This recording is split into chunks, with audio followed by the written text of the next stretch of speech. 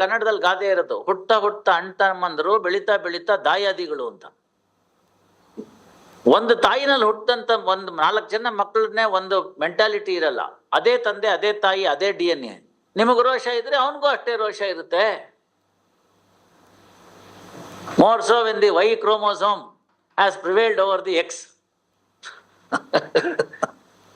ನಮ್ಮ ಅಪ್ಪ ನನಗೆ ಏನು ಬಿಟ್ಟಿಲ್ಲ. ಆಯ್ತಪ್ಪ, ನಿಮ್ಮನ್ ಬಿಟ್ಟಿದಾರಲ್ಲ ಅಷ್ಟೇ ಸಾಕು. ಆದ್ರೆ ಸಂತೋಷವಾಗಿದ್ದೀನಿ. ಭಗವಾನ್ ಅವರೇ, ನೀವು ಈ ಮಾತು ಹೇಳ್ಬಾರ್ದು. ಜಾಯಮಾನೋ ಭವತಿ ತ್ರೈಋಣಾಹ ಅಂತ ವೇದವಾಕ್ಯ ಅದು.